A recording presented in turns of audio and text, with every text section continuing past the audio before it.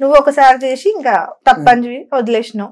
నీకు పర్సనల్ గా ఎలాంటి, ఇప్పుడు నార్మల్ గా పలానా ప్రమోషన్స్ చేయడం అంటే నాకు ఇష్టం, పలానా వీడియోస్ చేయడం అంటే నాకు ఇష్టం, ఇవన్నీ పక్కన పెడదాం, నీ డ్రెస్లు గెటప్లు పక్కన పెడతాం, ఎలాంటివి ఇష్టం వీడియోలు అంటే ప్రమోషన్స్ రీల్స్ ఏవైనా సరే నీకు ఎలాంటి చేయడం ఇష్టం? రీల్స్ ఇది ఏమంటారు బైక్ కి రైడింగ్ కి. ఓకే, రైడింగ్ చాలా ఇష్టం. రైడింగ్ ఓకే చాలా ఇష్టం. నార్మల్ గా ఇట్లా రీల్స్ చేయడం ఫస్ట్ నుంచి రీల్స్ చేసేది నార్మల్ ఇట్లా సాంగ్స్ మీద. ఓకే, ఏ బైక్ అంటే ఇష్టం? కేటీఎం. ఎందుకు? అది హైట్ ఉంది కానీ నాకు సరిపోదు హైట్. అదే హైట్ ఉంది కానీ నీకు హైట్ సరిపోదు. అయ్యో పెద్దగా ఉంది, అది నేను చిన్నగా ఉన్నా అంతే. సరే ఓకే, వెనకాల అమ్మాయిని కూర్చోబెట్టుకొని. అమ్మాయిలు ఎందుకు మనకి? ఓకే ఓకే, పెళ్లి చేసుకోవా?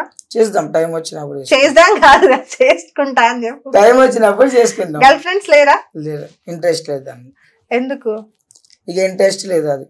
ఓకే, ఫస్ట్ నుంచే లేకుండా. అమ్మాయిలు మెసేజ్ చేస్తారా? చేస్తారు కదా, ఇప్పుడు ఫాలోవర్స్ ఉన్న వాళ్ళకి ప్రతి ఒక్కరికి ఏమో నాకైతే చేయరు మరి.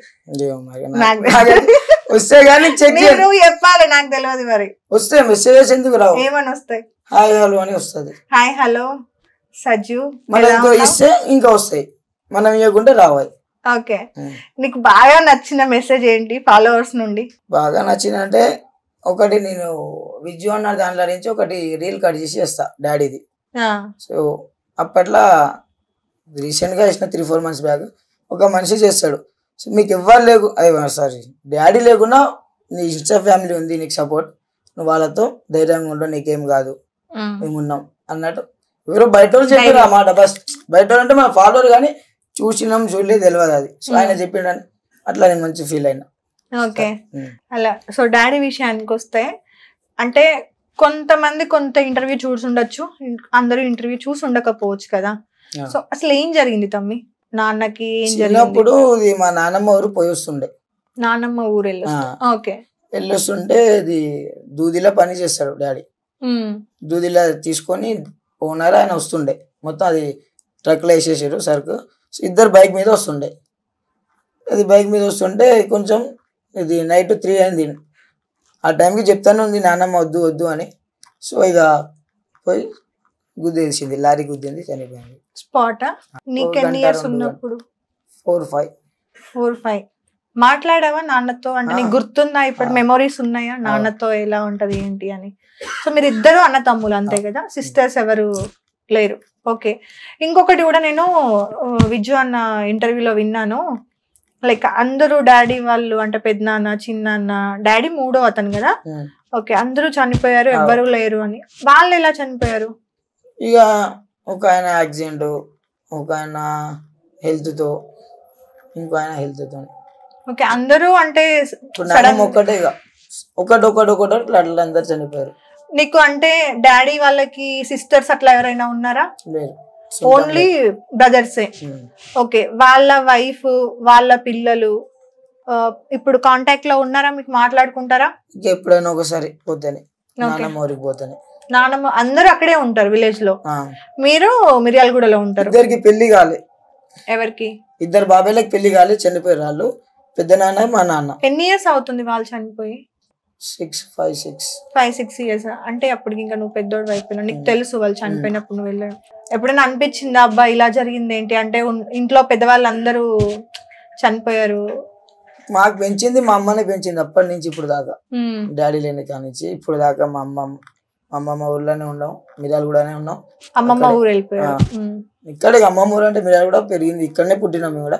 ఇక్కడనే ఇక ఏ బాధ లేకుండా చూసుకుంది మా అమ్మ. ఓకే, ఏం పని చేస్తుండేవారు అమ్మ?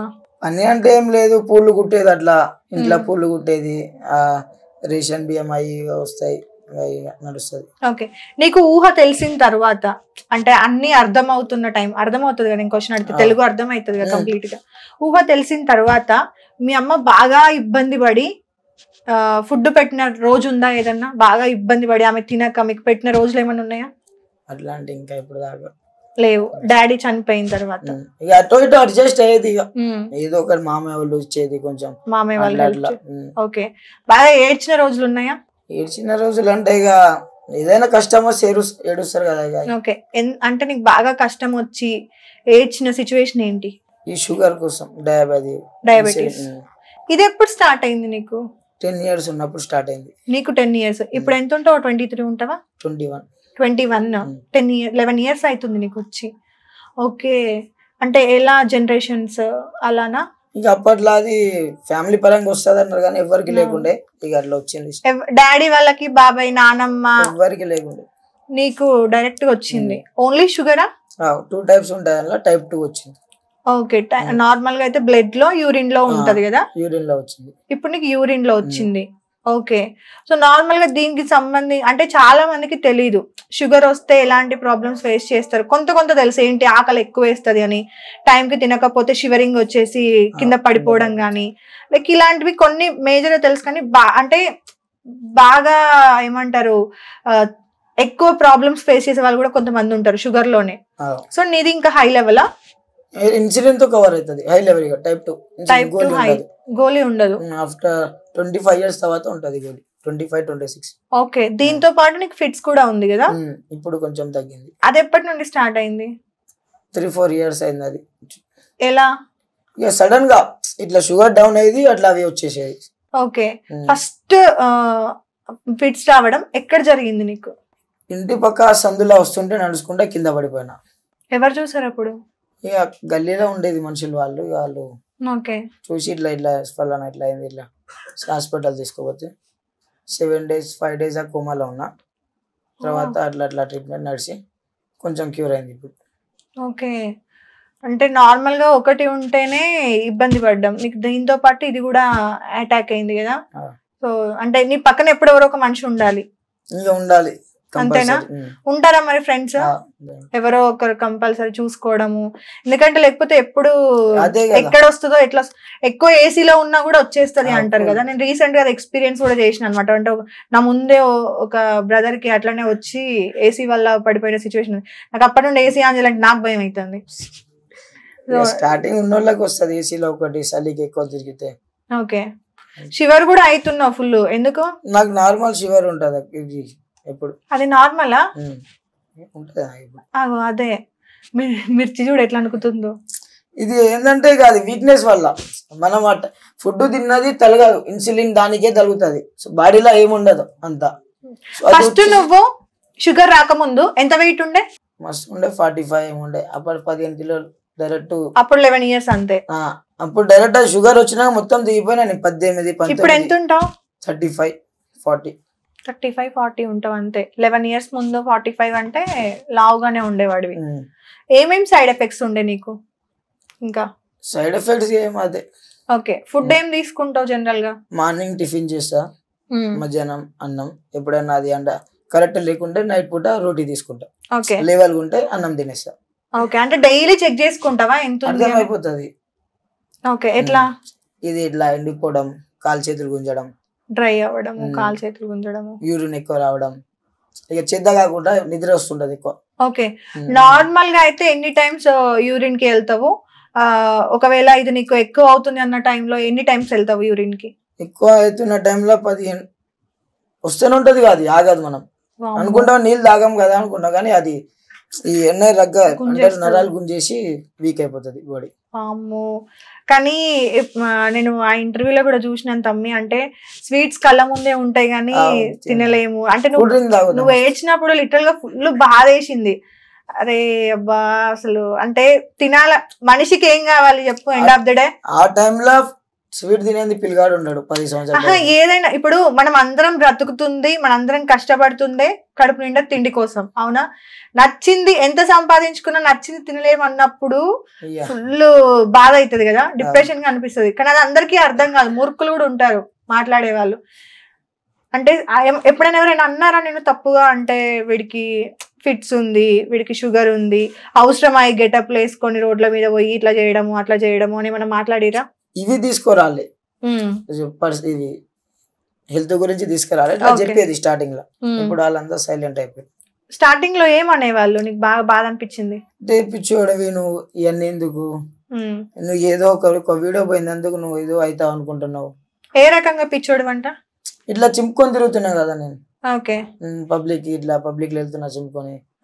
ఒక వీడియో ఏదో మిలియన్ బొంగానే చింపుకొని తిరిగిన వాళ్ళంతా పిచ్చోళ్ళు అయితే టాన్ జీన్స్లు, స్లీవ్లెస్లు, వాళ్ళంతేంది చెప్పు మరి వాళ్ళకి వాళ్ళంతేంది టాన్ జీన్స్ లని ఈడింత కట్టు చేతులు పోదు జేబుల అదంతా మంచోళ్ళు. దానికి 1000 పెట్టుకుంటారు కదా, 10,000 15,000 ఒక ప్యాంట్ అయితే ₹1,00,000 అంట. నేను చూసిన మొన్న మాల్లో. దీనికి మొత్తం జింపే ఉంది ఆ ప్యాంట్ అయితే, దానికి 1,00,000 అని పెట్టిండు. అది నాకు ఇప్పటికీ అర్థం కాదు. డైరెక్ట్ అమ్ముతుంది ఇప్పుడు డైరెక్ట్ అదే దానికి టాన్ జీన్స్ లని పేర్లు కదా. మరి వాళ్ళంతేంది, వాళ్ళు ఎర్రోళ్ళ వింటారు కదా. అప్పటికి ఇట్లనే అనిపించిందా? నేను పట్టించుకోకుండా అవసరం లేదు, మనకి చెప్పేటోళ్ళు ఉంటారు.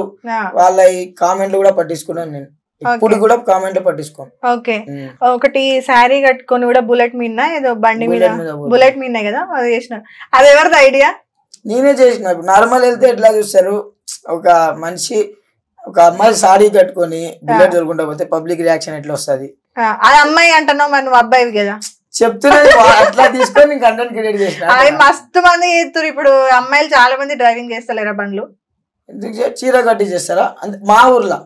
ఇక్కడ అంటే అక్కడ అంటే కొంచెం అక్కడ పబ్లిక్ రియాక్షన్ ఉండే, చాలా మంది ఇట్లా వచ్చేసి చూసిపోయేది. బట్ బండి మీద పోతుంటే ఇట్లా దగ్గర వచ్చి ఎవరు మనిషి అయింది, అమ్మాయి అబ్బాయి మనిషి అయిందా లేకపోతే అమ్మాయి అబ్బాయి అనా డౌట్ గా కొంచెం వాళ్ళ రియాక్షన్ అట్లా ఉండే.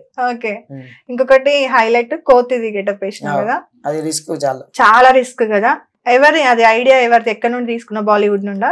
బాలీవుడ్ కాదు, అది ఒక మనిషి చేస్తాడు, యూపీఓ మహారాష్ట్ర. సో పంచాలలో కనిపిస్తాడు. ఓకే, అట్లా చూసి నేను నేర్చుకున్నది. అదంతా ఎంత టైం పట్టింది నీకు ఆ గెటప్ వేసుకోవడానికి? పెయింట్ వేయడానికి 1.5 hours పడుతుంది. ఎవరు వేసారు? అన్న ఉండవు అన్న 1.5 hours పెయింట్ ని మళ్ళీ నువ్వు క్యారీ చేయాలి. ఒరిజినల్ పెయింట్ అది? ఏషియన్ది వాటర్ పెయింట్. ఓకే, ఎప్పుడైనా సైడ్ ఇన్ఫెక్షన్స్ రాలేదా నీకు? అయింది ఒకసారి, వెళ్ళకుంటుంటే డీజిల్ వేసి కడిగిన బాడీ మొత్తం. ఇంకా నయ్యం, ఏడ నిప్పు కాడ నిల్చోలేవు, అదో హైలైట్ అయ్యేది. 3 days మంట ఇక అడ్జస్ట్ కాలే, అట్లా అట్లా మెడిసిన్ అది వాడి క్లియర్ అయింది. ఎందుకు తమ్మి అంతంత కష్టం నీకు చెప్పు? అంటే చిన్న చిన్న ఇప్పుడు ఈ మిర్చిలో అవో ఇవో అంటే సరే, నార్మల్ ఏమి ఉండదు, ఏదైనా కూడా మంట ఉంటది, నేను కాదన్ను. అంటే నార్మల్వి కూడా ఉంటాయి, కానీ ఇప్పుడు నువ్వు చూడు, డీజిల్ పోసి కడుక్కోవడం, పెట్రోల్ పోసి కడుక్కోవడం, పొరపాటునాడ నిప్పు అదో ఇదో ఉంటే ఎవడన్నా కావాలని చేసినా చేస్తాడు. ఎందుకు చెప్పు? నువ్వు హైలైట్ అవుతావు మొత్తం న్యూస్ లా, సజ్జు మోడల్ పొద్దున్నండి నువ్వే హైలైట్ అవుతావు. చేయాలనేసి వచ్చిన దేనికైనా రెడీ, తగ్గవు, వెనకడుగు అసలు అయ్యవు, ఏదైనా సరే ముందుకే. అయిపోయింది అయిపోయింది అంటావు.